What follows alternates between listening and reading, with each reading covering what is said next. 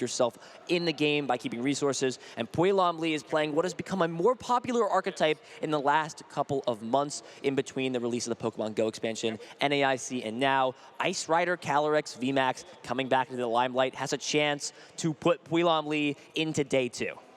It's going to be exciting, and here is the fist bump. The players are almost underway. The innovation of, just the Star Portal, allowing potentially for Palkia to team up with some secondary attackers. We saw some cheeky inclusions, some Starmie V trying to exploit other decks, but it looks like Ice Rider Calyrex is actually the one stepping up into the limelight now.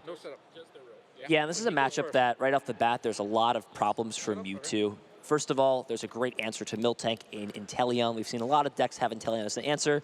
Ice Rider, no exception at all. Second problem is Ice Rider Calyrex VMAX itself. It can hit for 250 damage, discarding the energy. Most of these lists will have to double check, play Leon and Choice Belt. That can be a problem. That's 310 damage. Jammer shuts off Choice Belt, but if you're still hitting for 250 plus every turn, Mewtwo can only heal 200 damage with its attack. That still leaves the 50 left over, and eventually it's going to build up and become a threat. You've got ways to heal with supporter cards like Pokemon Center Lady and Cook, but those are things you've got to be looking out as the prize cards come out. Steffen's going to have easy access with Peonia, nothing too relevant. Palpat in there, not the biggest deal. Is now playing Marnie. We did not see that in Sanders' original deck over there. A Drizzile, a few other cards prized, nothing too relevant off the bat here for Puelam. So overall, we've seen the strategy from Mewtwo V-Union over again. It's a very popular deck nowadays, a deck that really struck fear into the scene after it popped off big at NAIC. But now the players are used to the matchup. They know what techs they need to run. And with the Calyrex having that extra, massive attack power to get through the Mewtwo V-Union with that super regeneration, just exploiting a lot of these low attack Arceus V-Star decks and the like. But with Pui setting us up for turn 1, we've got Sobble in the active against the Snorlax. Capacious Bucket going to be the opening play, getting the 2 water energies. Of course, just searching through the deck immediately, going to take note of all of these prizes. Yeah, so the thing to note here is there's been a few changes in Steffen's list, or at least the list compared to what Sander played. A lot of people thought that the Pokemon Go Stadium, or rather the Pokestop Stadium released in the Pokemon Go expansion would be a great fit for this deck. You get to discard cards and get through your deck faster. You get item cards from there. However, Steffen decided that the best card to play is actually now Path to the Peak for specific usages. It's got good usage at slowing things down at times. There's also, I'm sure, a specific ability that's slipping my mind that it's in there for, but it's definitely shown its use. It's also very good against some of the Radiant Pokemon like Radiant Charizard at slowing things down. So Steffen's made some adjustments. Over on Puelam's side, an excellent way to start things out, Capacious Bucket and a Battle VIP Pass. Yep. Puelam finding the Battle VIP Pass, getting set up. We saw when the Capacious Bucket was being sorted there, some Pokemon were being brought to the front. This was already planned ahead. You can see the confidence in the sequencing there, making sure that everything runs efficiently. When you know that your opponent puts that Snorlax up, you kind of get an idea of what you're up against. You know this set is going to go a little bit longer. Here in round 8, the end of a long day of competition, and you're in for one more long set potentially. But with the Palkia V being set up now, we've got the solid foundation at the very least. Can we get the attachment? Beautiful, love to see it. And now we're going to pass over to Steffen. Yeah, absolutely. You really want Ice Rider as the main attacker, but for early on Palkia, it's more than enough to get knockouts onto the Snorlax. But Crushing Hammer, going to put the brakes on this game plan. And there's the heads, getting rid of that water energy. Yeah, Puelam does have access to things like Melanie to bring energy back, but I feel like that wants to really be utilized on the Ice Rider Calyrex later down the line. Yeah, heads on hammers, you can slow things down. Steffen also understanding that Yveltal is not a viable card. There are no special energies in this deck, and Snorlax can be the grab. And this is kind of what we see with this deck. Grab all your Snorlax turn 1, thin the hand out as much as possible. Steffen will be pleased to see there are no Mewtwo V-Union pieces in the prize cards. Miltank is not really a win condition in this matchup. Your opponent's got plenty of ways to get through it with many copies of energy. Star Portal bring energy back, so that's never really a resource problem either, as long as Puelam is playing smart when it comes to the amounts. So we do see the Snorlax has the the twin energy, and we already see some of those supporter cards not really needed now, but later on as we begin what's known as the loops. Once you get all of the Snorlax down, you're trading 4 prize cards for your opponent in exchange for you drawing, 28 cards, just thinning through the deck as much as possible. This list is so fun to see once it gets down to the bottom of the deck and truly hits its win condition.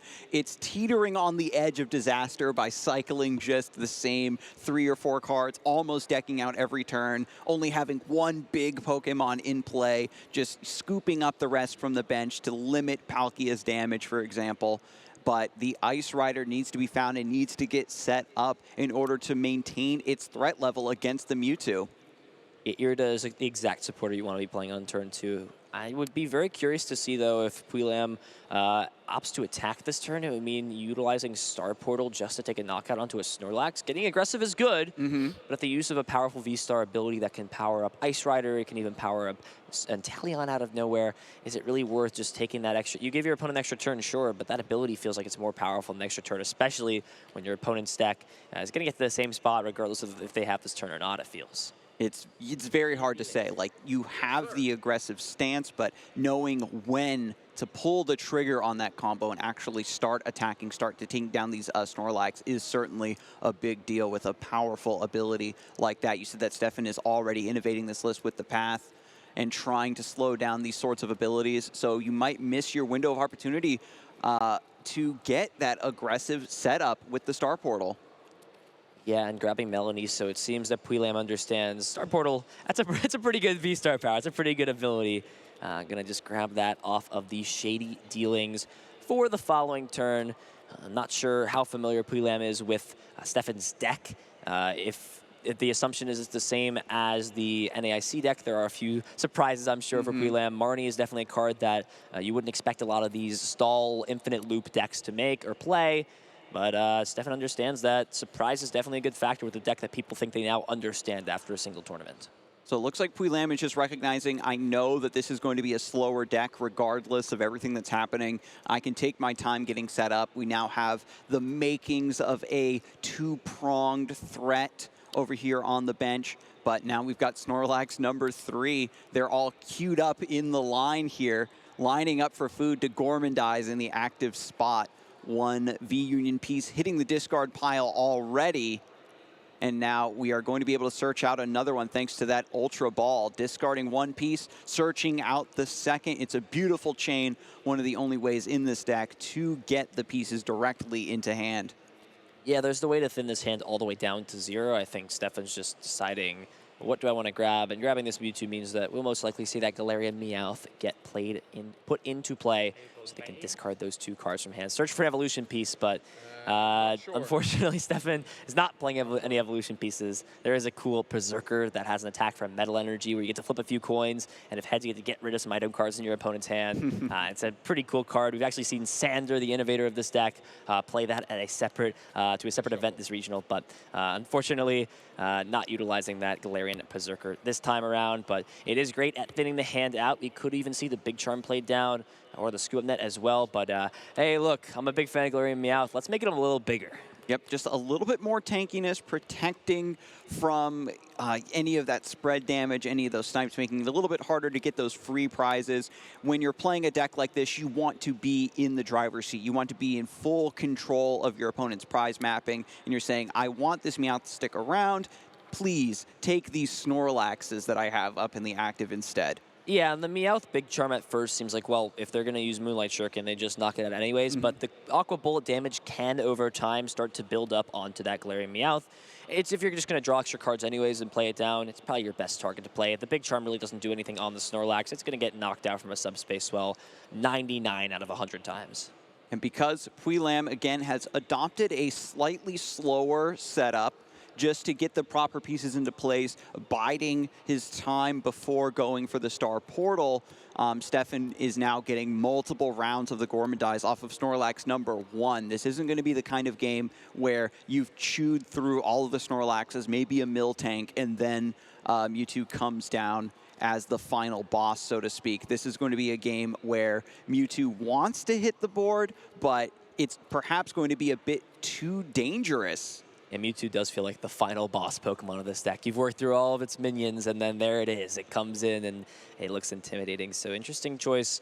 Looks like the Irida grabbing a Battle VIP pass, not something we usually see as a priority this late in the game, but says, hey, look, I need to play Quick Ball anyways to get an Ice Rider in play. I might as well have a card that I don't want in my discard pile. You wouldn't really see that a lot, but these players show they have the ability to spot out those little intricacies of, I don't want to draw to this card later. I don't want this off of a Marnie. I don't want this off of something else. I'm going to go for this. And it looks like we are also seeing the Capacious Bucket grab the water energies. This Palkia has not been attached to yet. No energy coming down. So that means we will be able to see Subspace Swell for, it looks like, enough damage. Yes, we'll be dealing 180 damage after all the bench Pokemon. Enough to take a knockout. Puilam's going to take the first prize cards, but as we've seen, these Snorlax, it doesn't matter that they're giving up prize cards. It's all in preparation to escort the big boss, Mewtwo, out. A lot of decks, you know, in the current format are taking that position of just being comeback decks. I'm going to give up 3 prizes, 4 prizes, and then suddenly I have Roxanne. Suddenly I have Radiant Charizard. Suddenly I have, you know, Moltres to come up and just try to get a big counter knockout. But I love that Puilam is taking advantage now because of the slow setup, not aggressing onto the Snorlax. The bench is a little bit fuller, so Palkia can actually get a little bit of value in this matchup where historically with the low bench numbers that these Mewtwo V-Union decks typically go for, can't really find the aggression and the knockouts it normally gets. So a little bit of beautiful optimization we're seeing here. Yeah, sneaky Pyukumuku, pitch a Pyukumuku going to the bottom, and a nice discard off that Trekking Shoe, getting rid of another Mewtwo V-Union piece. Lucky. Hey, listen, sometimes you're going to just find them. Most of the time, it's just because you can get through the deck a little faster, and when it's that Mewtwo, oh, there's no better feeling of saying, yeah, I was going to discard you anyways. Come on, join the party. Get in the discard pile, and now Miltank finally hitting the stage now with a Pokemon V in the active. That Miracle Body going to shut down that damage and force Puilam to have, you know, some other option to get around this thing. It's the mini boss, the baby wall before Mewtwo comes down, but still a lot of decks, if you don't diversify your attackers, can really get shut down by this Miltank. Yeah, the Miltank is good. It will definitely force Puilam to take at least 2 turns to get this Inteleon up, unless Star Portal is used. And at that point, it feels like the Miltank is worth. But the only downside to leaving that in the active and forcing that play is that you don't get to fill the hand back up with Gormandize, and that is the whole way this deck is able to work. But it's going to pitch it with the research instead, focusing already on getting the bench as small as possible. I think perhaps that bonus acceleration of the V-Union piece with the Trekking Shoes means that Steffen might want to bring that Mewtwo out a little bit early, perhaps before this Ice Rider Calyrex can get fully set up. If Path hits, turning off that Star Portal is going to take a long time for it to get powered up for that Max Lance. And that is another new inclusion here for Steffen in this archetype, is playing the Team Yellhorn. You saw that be available off of the draw from the research. That is a very cool, unorthodox card. It confuses both Pokemon in the active spot. So a lot of the times, a very mediocre card. Why would you want to confuse yourself and take a 50-50? But if you're not attacking and dealing damage, then an item card to make your opponent either switch out or take a 50-50 is a very, very good card. It found it home in its deck, and it can always be recycled back with Silene. Beautiful. Speaking of recycling, we've got the Pal Pad now, putting that Team Yell's Cheer back in, and the Roxanne.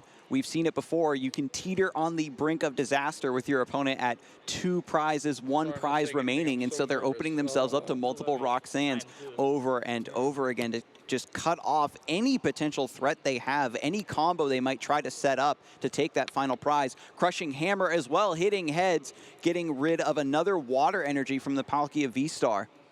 Yeah, slowly but surely, these energies will get discarded. Definitely a solid effect on Crushing Hammer. There's a time where we saw a lot more of Crushing Hammer. It's died. It's sort of gone down in usage now. The game is definitely not as much of a coin flip, but at this point, Steffen's like, hey, I remember what that feeling of Crushing Hammer was like. I'm going to utilize that. Melanie being utilized on this Palkia. Puilam's not going to take any chances of missing this attack. Can also utilize an attachment for turn and slowly start to either make sure this Palkia is protected or build up this benched Ice Rider Calyrex. Attaching another energy directly to the Palkia, just keeping that resiliency up. Another prize card taken. Yeah, this is pretty much standard stuff that we're going to see at first. It really just comes down to Steffen needs to find the last couple of pieces, and there's a nice draw. Actually draws into one of the Mewtwo V Union pieces. So this is where Steffen has to understand what plays can my opponent make. And he's actually going to play the path. The trap, yeah, gets wow. the path down. Again, that Star Portal has not been used. Has the Meowth to discard that V Union piece.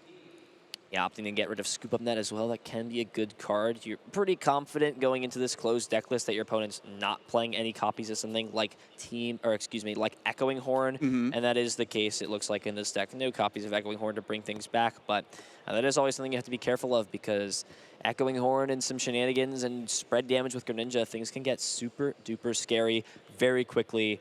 But so far, the games are pretty timid for this Mewtwo deck. It's just go through the deck for as much as you possibly can, discard cards with Evolution Roar, utilize your cards like Quick Ball and Ultra Ball, and you can even burn Scoop Up Nets if you want to. And from there, you just wait to get Mewtwo out, Union gain, and the healing is all the fun with this deck. This list, again, is so odd that it forces your opponent to play an entirely unique matchup. You have to learn specifically how your deck operates versus this one and try to play it out. Even if you think you have a strategy, you have the right techs, you have to prove it. You go into the matchup saying, well, I don't have this specific tech to account for the matchup, so I just get walled out by Miltank and there's nothing I can do. So those are the free matchups you get. But if you do have the ability to get through the Miltank, you have the ability to threaten the Mewtwo, like we're seeing here with Puilam, you, again, have to execute here later into the game and actually show your opponent that you know the matchup and you can employ the potential tech that you need at the time where it's warranted. This Ice Rider Calyrex VMAX now showing up and getting slowly powered up. The path to the peak going to really buy a lot of turns for Steffen here to finish thinning through the rest of the deck thanks to yet another Snorlax in the active ready to Gormandize. Yeah, it's all ready. Looks like Puilam also has the counter stadium at some point. Steffen's always going to have access to path, and the way things work is if we see a couple Silene heads, after that one copy of Training Court is gone, there's no other stadium card in Puilam's list, and that path to the peak just shuts off the ability to utilize Star Portals. So that's always got to be something Puilam's thinking about is this something that I have to be concerned about? My opponent can definitely bring back path to the peak. Silene can do that. Crushing Hammer as well. Tails. Really want to see those get heads to disrupt a little bit. And now Roxanne is online and ready. The Miltank, Scoop Up Net, and the Twin Energy are in hand. Those in combination with something like a Team Yellhorn maybe as well. Roxanne Path puts you at 2 cards. That sounds like a scary combination. This deck isn't even an aggressive attacking deck. Once you get set up, it certainly feels that way. You're sitting back, seemingly not doing much, and then immediately this list flips the script. The trap is sprung. Gormandize for 2 more cards, ending the turn. And what I like about this list is, as I said, it forces your opponent to play a very unique matchup, but because you have the ability to customize your deck and turn it into an infinite loop of whatever obnoxious effect you need to just bully your opponent into submission, means that Steffen also needs to learn a lot of unique matchups versus every single different deck. Yeah, so Puilam just went draw and take the knockout with Subspace Swells. So Steffen's really got to decide, do I think it's worth putting my opponent to a different hand, lower, but a different hand, potentially with different cards, or after a top deck Silene, it really is, or do I want to thin the hand out a little bit more, try to go for a Silene and put some more resources back to prepare for something? This is really the question that Steffen's got to ask himself of, okay, I see that the game is going how it typically is. I'm going to give up 4 to 5 prize cards with how things go, sometimes less. How am I getting Mewtwo out? How am I going to be able to sustain and keep this Mewtwo up and running when I'm going to be taking max lance attacks left and right, dealing 250 damage? It's already been a little bit too late, right? Puilam, the gamble paid off of saying, I'm just going to take my time slowly but surely setting up this Ice Rider. It's just a natural threat that I'm going to have preemptively to threaten the Mewtwo, and it does come out V-Union in all of its glory. Oh, it is glorious for sure. Look at that. 4 cards coming together to create that one powerful entity. That is Mewtwo V-Union. It's got several attacks and ability as well. We've never seen any mechanic like this in the Pokemon trading card game to this level before. And mainly, again, it's the super regeneration of just saying, I negate your attack. I negate your that, attack. the Miltank needs to go back onto the did that Miltank retreat and go to the hands? I think it was, yeah, I think I see the Miltank there. Yeah, I just make sure because a little bit of a shortcut. Oh, maybe it was two scoot and that's in hand. I think that's fine. Yeah. So we are going to go ahead and play the Roxanne. That is going to shuffle both players' hands into the decks. Steffen's going to get 6 cards. Lamb is going to get just 2. Path is still in play. And Palkia is dealing probably the least amount I've seen it do in a while. 120 damage, and that's it. There's a potential for this Mewtwo to power up. Maybe play something like a Pokemon Center Lady, and then you're not really being threatened by much. So Max Lance is a scary attack, especially if you have any damage counters on you already after ending the turn. Yeah, trying to get some damage to stick through the super regeneration healing, but now Steffen is going to start shifting gears and saying, I have my wall, and now I'm going to start manipulating this deck to become a big pile of supporting cards for it. We could see just an onslaught of crushing hammers here pretty soon to keep the energy off of this Ice Rider, and then just fully heal by getting 2 back-to-back super regenerations if Puilam misses that continuous chain of attacking. Yeah, is that a... I need to double check a card there. I think I just saw something that I did not expect to see. Even more spicy tech? There is a Grant in this deck. Grant. Tell us about that card. So Grant has a very interesting effect on it that we haven't really seen in the Pokemon trading card game. It's very similar to Propagation Execute that we had a while back. It has an effect that says you can discard 2 cards from your hand, and if you do, you can put Grant back into your hand. It's not relevant in this deck. I think the effect says your fighting Pokemon do 30 more damage this turn. Essentially, it's just a Leon only for fighting types. But the fact that you can put it back into your hand and then discard it and then use it to discard more cards to put it back means that it's even easier to thin your hand out a little bit more. Essentially, it's like a -1 if you utilize the ability to put it back in. A deck that completely breaks the rules of deck building. Yes, I want to go -1. Thank you very much. What is card advantage? If you go further enough into the negative, it just loops back around and you're winning. That's the way this deck works. That's a huge grab, though. Uses the Sydney and grabs the Choice Belt out. That is a big card in this matchup to deal a little bit more damage. Crushing Hammer as well leaves that with just a water energy, and there was not much going on in this hand, just an air balloon, really. And now Mewtwo already taking an aggressive stance. We thought it would just be, you know, super regeneration after one another, trying to just keep alive, keep things under control. Once you've sort of worked your opponent and put them on the ropes is when you go aggressive, but the Mewtwo already shifting into a very aggressive stance indeed. And there is the Ultra Ball. We'll just get rid of the Grant again, and you see the usage of this card now. Okay, I'll discard it. I'll bring it back. I'll discard it again. You can just thin the hand out so much, and there is the Mewtwo. Found its home in this deck. Essentially, it's like playing 59 cards in your deck. It goes to the bottom and draws you a card. And here we go, Silent flips. Heads. Yeah, we're going to be seeing tons of these flips as long as Steffen is not flipping tail after tail. And these are going to be big Silent. Looks like that was 2 heads. Yeah, 2 heads. So this is interesting to see. Steffen feels confident that the loop can just be set up, or if there's a potential for this Ice Rider to come in. Path to Peak is in play, so right now the Ice Rider can't really be just loaded up with a bunch of energies to threaten like 2 Max Lance in a row. However, it is something that you have to consider every time of, okay, what if my opponent draws the specific card out of this? You can't make a play based off of what's in play now because one top deck can make or break the game. It can change everything. You've always got to be aware of that, but Silene will put back the Pokemon Center Lady and the Pal Pad. Super Generation. If we were at the table, we would be hearing this name over and over and over again. And when we finally get into hopefully a positive attacking position, you know, Steffen is just calculating how many crushing hammers do I need to keep hitting heads on to just make it so there is no energy, no possible way of attacking, and then Puilam will eventually deck out. But the loop is finally happening. We've seen a lot of games conclude before it gets to this proper state, the true win condition of the deck, the secret boss of the deck right now, where you might even run out of cards entirely. But you know, the Ice Rider VMAX that we've sort of been hyping up this whole time, Ethan, hasn't hit the active yet, hasn't had an opportunity to strut its stuff, but Puilam still trying to find a counter stadium. Another head's on the Silene, and another head's going to keep this loop going.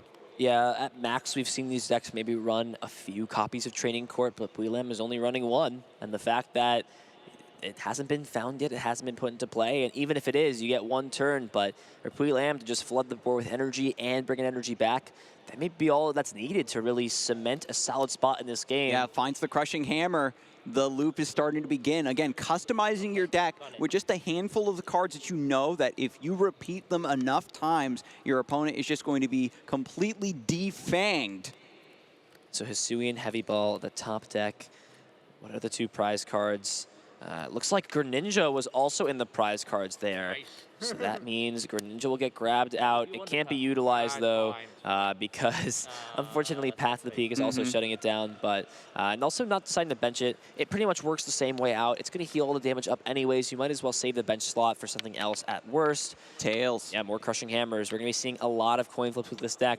That is the whole idea. Flip coins, flip heads, and win. Super Regeneration walling out the Palkia. Not enough of a threat here. Finds a Sobble, just trying to keep up the threat level, trying to find something. We have to get the stadium at the very least. Try to get a surprise set up with the Star Portal. Get some water energy down. Try to get Max Lance and get that chain up and running. Yeah, there's a lot of things that can go right and a lot of things that can go wrong for Puilam. Steffen's going to do the same thing in this matchup 9 out of 10 times most of the time. It varies based off of what Puilam is going to do, but the fact of getting Mewtwo set up in this matchup and getting it to the point where it can continuously use Super Regeneration over and over and over again, that's going to be Steffen's game plan in this matchup. However, Puilam has more options on how to navigate it. Mixing up attacks, using subspace well compared to Max Lance, preserving the resources, preserving that. Those are all things that Steffen has no control over. You can slow it down with Path to the Peak, but those are actual choices that come to gameplay, not really restrictions, if that makes sense. So we got a Drizzile now. About to go looking through the deck, maybe can find that stadium. I like that Puilam hasn't really been trying to attach from the hand, trying to keep those available. It's just extra ways to counter Crushing Hammers. Is really going to try to set up the Star Portal instead. Finds the Evolution Incense for Shady Dealings and Teleon. That is a big-time top deck right there. That was the top of the deck. That is what Puilam needed to keep himself in this game. Now we've got the boosters coming. Oh, wow. The Leon. Is there a way to... Oh, there's the attachment. That's it. This can retreat. Leon plus Choice Belt. Steffen did not get the Tool Jammer down onto it, and that's just a knockout onto the Mewtwo V Union, splurging all over the table. Beautiful. It has been knocked out. The explosion indeed. Calyrex biding its time on the bench. Once the pieces were finally collected from that clutch Drizzile top deck, it just cascaded into victory. Mewtwo was not able to withstand that Max Lance. I've seen some players say that the Ice Rider versions of Palkia, you know, it's not needed. Just get carried by the power of Palkia. But with a metagame that's this diverse, with this level of just uncounterable boogeymen that you could run into, you need that extra beef. I remember, you know, when Ice Rider Calyrex VMAX was a prominent deck in the metagame, it was because it hit so big trying to take down VMAXs. Yeah, wow. That is, I'm trying to still unpack that. That was, so like on that side here, it is late in the day. Maybe Steffen does play Tool Jammer in this deck. Or rather, looks like, oh wow, it looks like actually this deck has changed up. It's no longer playing Tool Jammer, instead utilizing Tool Scrapper as a way. Ooh. And the fact that because that change, it means that there's no way to respect that big turn of Choice Belt plus the Leon. There's no way to stop that. It seemed like Steffen just played to the outs. You Marnie your opponent, or rather you play Roxanne, you play Path, and then you just try putting back as many Crushing Hammer and hoping that for like 10 turns, they don't find a single out to Drizzile. But even then, it's inevitable. It feels like Star Portal will always be able to power up whatever's there, as long as you have a single energy for the 3, or the 4 total. 2 to the attack on the Ice Rider, and 2 to retreat on the Palkia. The biggest thing you have. That's all you need is, we're starting out with starting a nice share. Hey, you want to see a little bit of my deck? Sure, let's show you. You got no basics there. You're gonna shuffle back in, get things set up again. So, I mean, you even have to look at what Steffen's thinking at this point, right? This is a crucial match. You need to win this, and your opponent just revealed to you they have 2 cards in their deck that just get through your Mewtwo in 1 hit. You've really got to compose yourself at this position. You can't let something that seems like, oh, I have no answer to this. My Miltank gets knocked out by Inteleon. The Mewtwo gets knocked out by the Ice Rider. I have seen top players take matchups that are hard, they're almost unwinnable, and find these obscure routes to achieve that. I'm sure Steffen is wrecking his brain right now thinking, what can I do to traverse through this?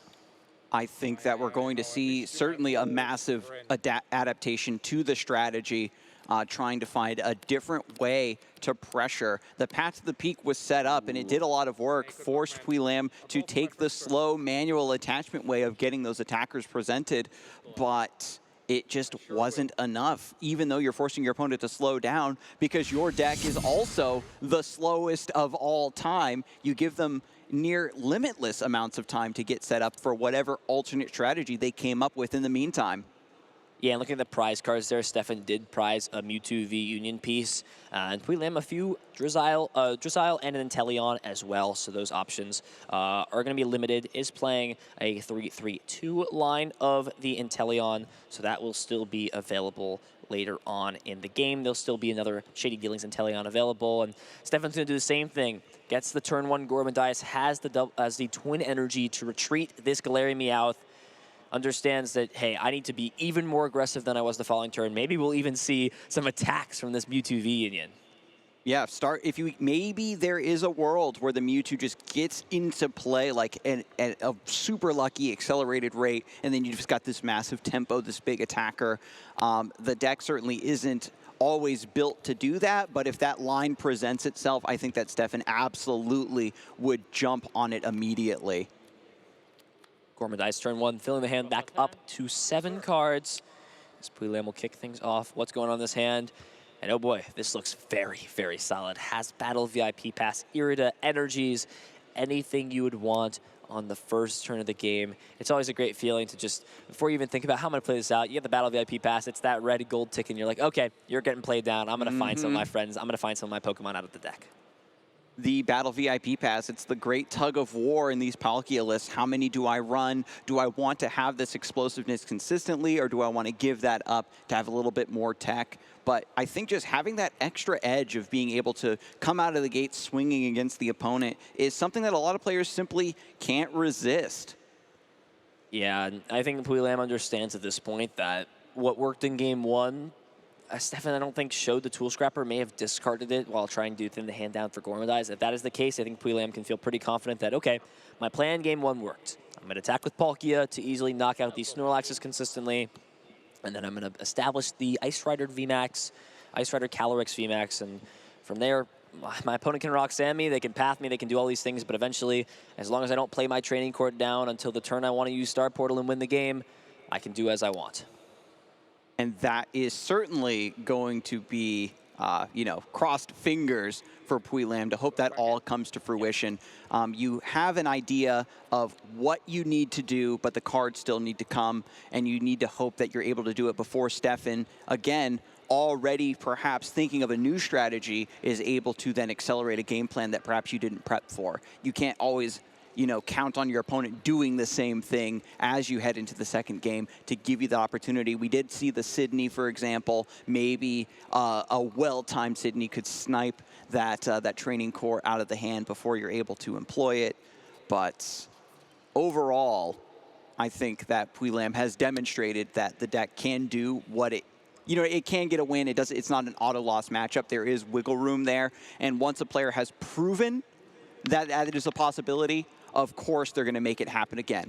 Yeah, I'd say Puilam is extremely favorable in this matchup. It showed that there is just a way to knock out the Mewtwo, has outs to Miltank. It just seems like Steffen is on a very poor place, would need something like a combination of multiple cards prized and multiple things unavailable, Hammer Tails, and there is a Mewtwo in the prize card, so we'll see if this is grabbed off the Peonia.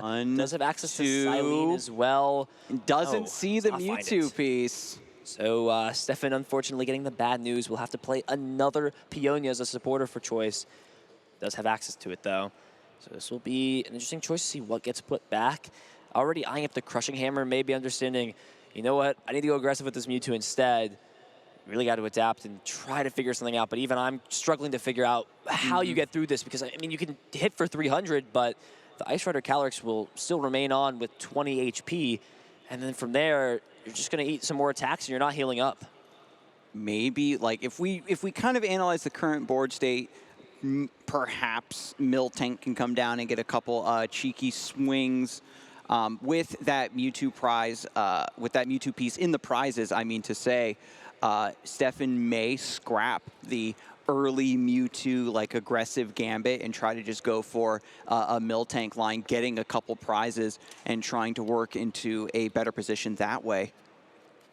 But it definitely, again, is hard to fathom, again, with such an oddball deck, one that so consistently does a straightforward thing when given the time to do.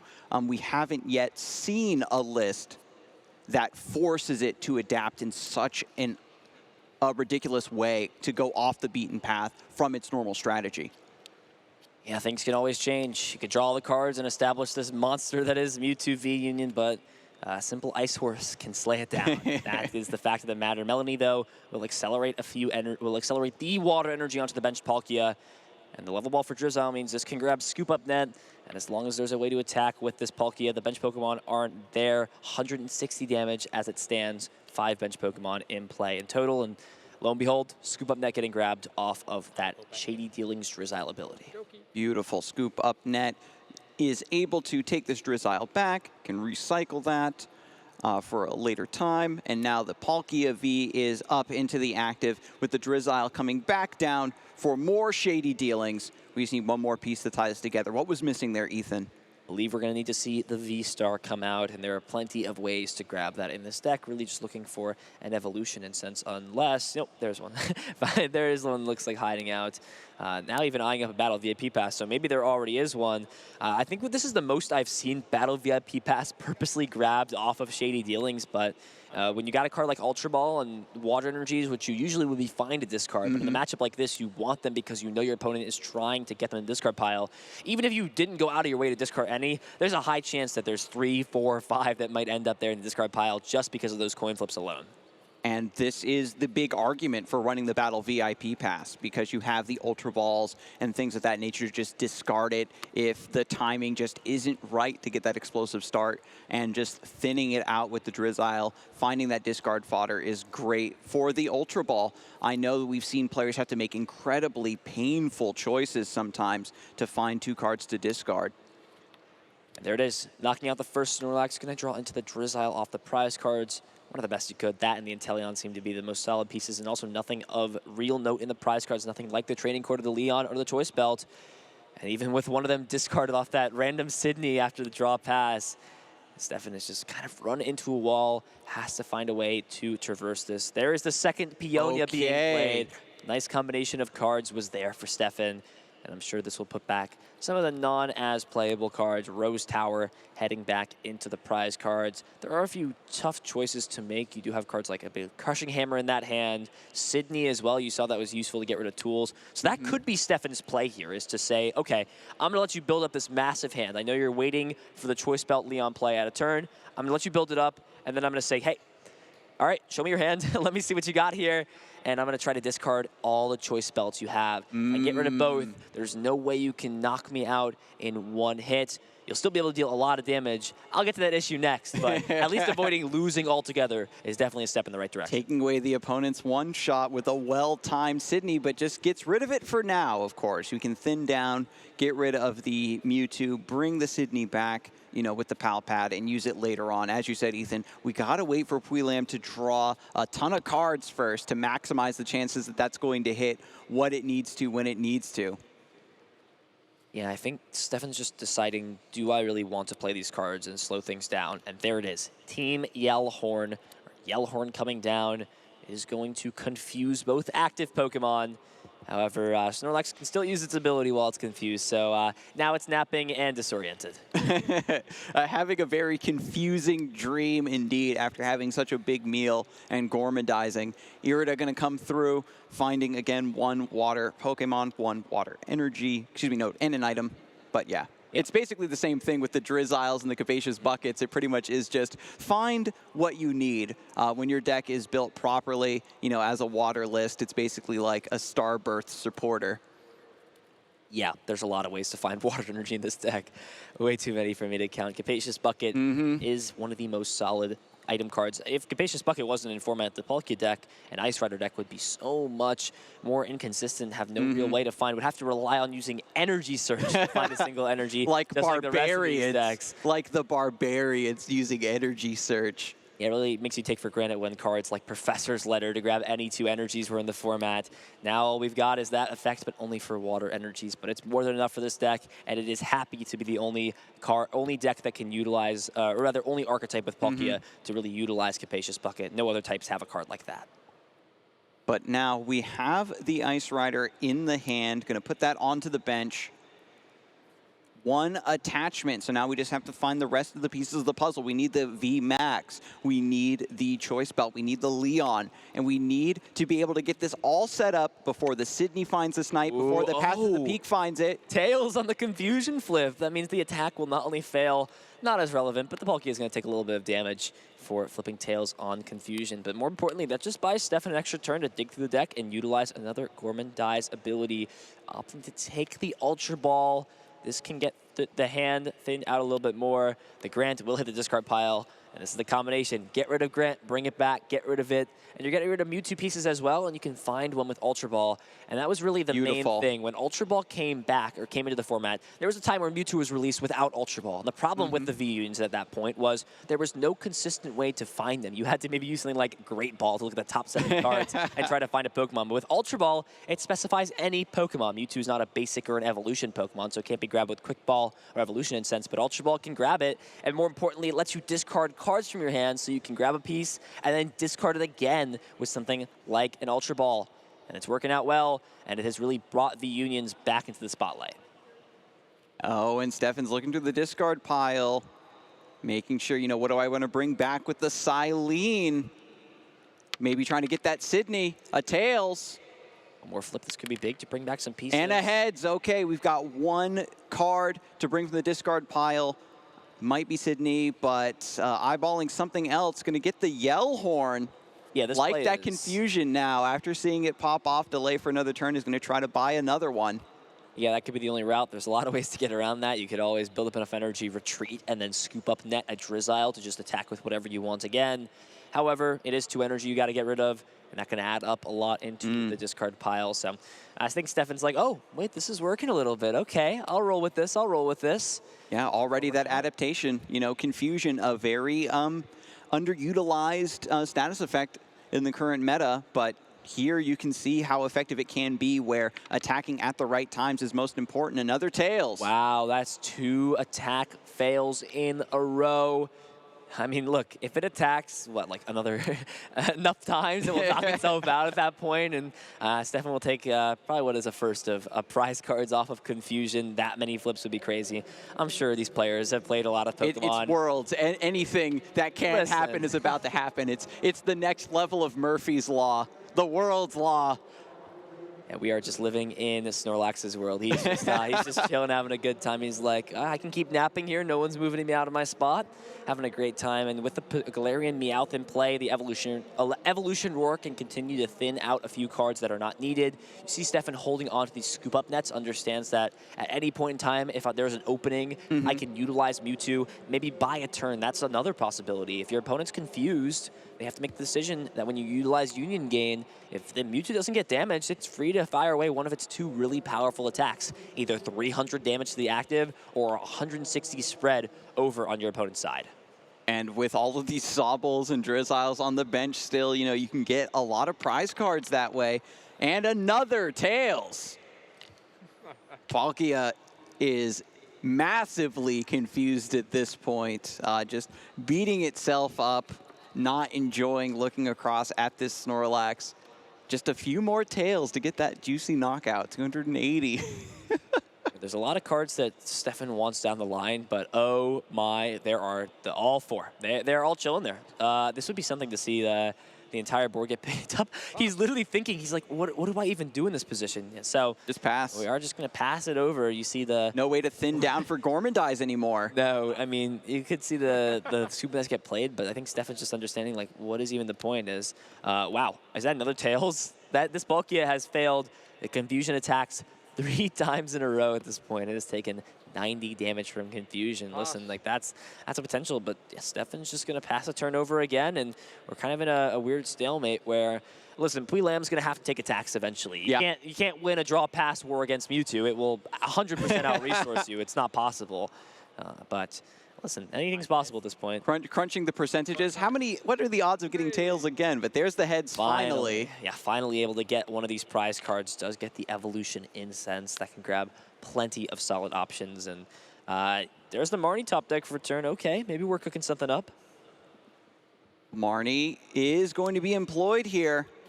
That hand going right back down into the bottom of the deck. I actually play That Marnie. second deck, look how big that hand is. Goes right back into the bottom. Going to draw 4 now. Yeah, it's like they're shuffling a mini deck. These players have had plenty of time to build these hands up. And, yep, looks like, going to cut the hand. There you go. Going to the bottom. This big hand. The deck is not as big, so we are going to see Steffen fill the hand up to 5. All those scoop up nets no longer in hand. Bwelam does draw into the training court. A really interesting card there as well, the Cheryl. A card we do not see a lot in Palkia anymore, especially in Ice Rider as well. It synergizes well with Ice Rider now that the Palkia can power it up with the V-Star power. Do a big max lance attack. You get hit into it and you have 0 energy. All you got to do is play Cheryl and fill yourself back up. And it's like nothing ever happened. You pretty much got an extra turn. But another Tails, it looks like.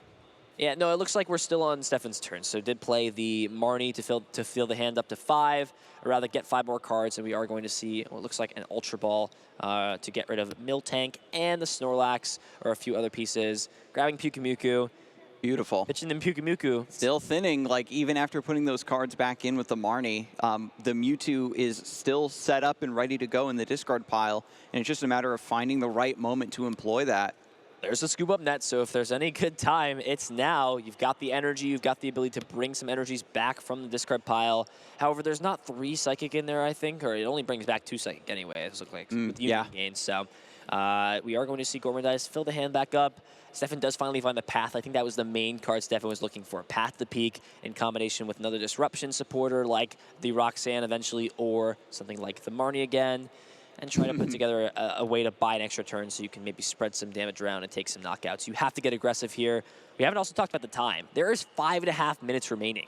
So if Steffen does not win this game in the next 5 minutes plus turns, which aren't as relevant for this deck because turns are usually bring a couple cards back and then heal all the way up, Bwelam will just win this game by being up. Bwelam will just win this game being up 1-0, and this is how a lot of these games win. Usually it's Mewtwo in that position by winning a long game 1 and game 2 doesn't finish. This is kind of how this is shaping out to be. Steffen's got to put something together in 5 minutes. The clock is winding down. But Irida going to find, finally, the Calyrex Ice Rider V Max now with the 2 energies attached. So we have that threat up and running. We can try to retreat now with the Palkia V-Star, but is going to pass. Is just now has the answer to Mewtwo available, but now needs to maintain that threat level, try to get a couple more prizes. Bwelam is maybe a little bit happy that these attacks with the Palkia hasn't gone through because now Roxanne Path isn't really a threat yet. Yeah, you're eventually going to get yourself into that position regardless, so you might as well take them now while your opponent's got less cards in hand to make the combo happen. But it is a possibility to be like, at least for now, I can take a seat back and say, my hand's not really going to get touched unless Palpad plus some way to get Marnie back happens. But, speaking of which, Palpad not putting Marnie back, however, Steffen is going to try to continue this loop up, putting back Team EL's Cheer and the Silene.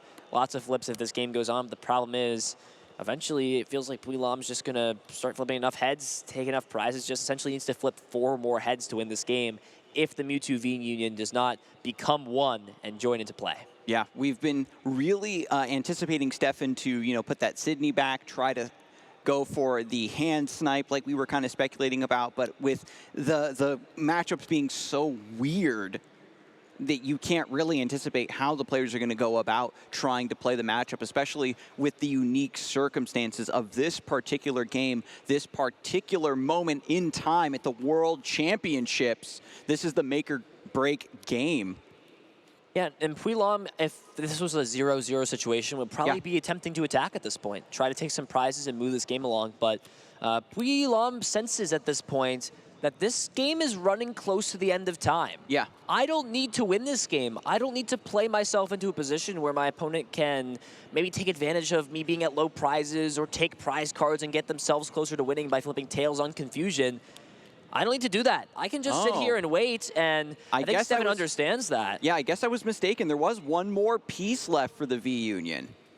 And that was just found with the trekking shoes once again. There it is. Twin energy, it's all powered up and ready to go to get the Union gain, to get those psychic energies out of the discard pile. Boss's orders also being comboed so that Mewtwo gets the first strike on the Ice Rider. Yeah, it's mainly just for the Yellhorn at this point. Mewtwo's going to have to utilize this turn for Union And then the gain. scoop up net. Yeah, the scoop up net as well. It's going to also pick up some more of these Pokemon so that the Palkia is doing less damage. Has access to Pyukumuku as well later on. Can also thin these cards out so they're not drawn into for some reason. If this starts to get a little bit more aggressive, has not utilized Evolutionary Roar.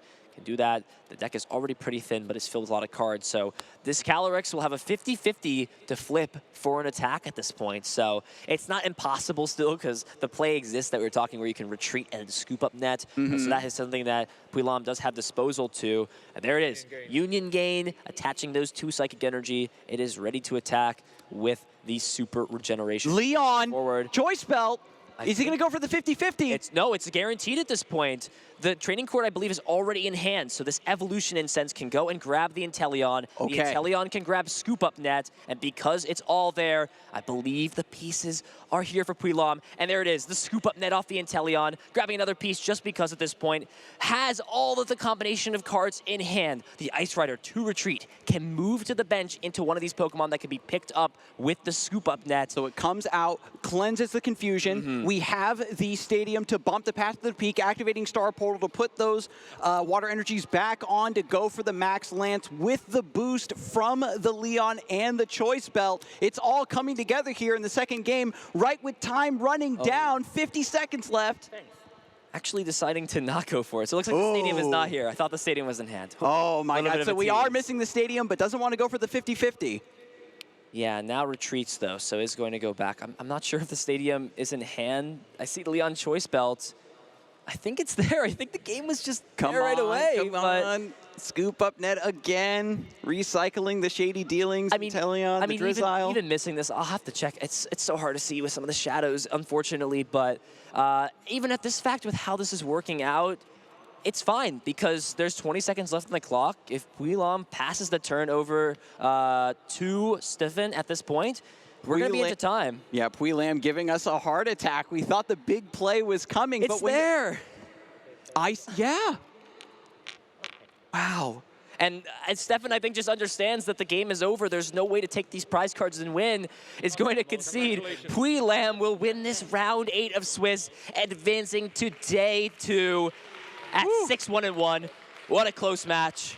That was, wow. That was an exhilaration. That was a rush for sure. I was getting so excited there at the end, but not even needing that clutch stadium. I think that at the end of the day, we were kind of speculating around that Sydney line, trying to go for a snipe, just a shot in the dark of whether or not that card was in your opponent's hand or not. Not really a risk that Steffen can take, but, you know, big shout out once again to Puilam for having the resources and the knowledge to navigate one of the premier tough matchups in the current format.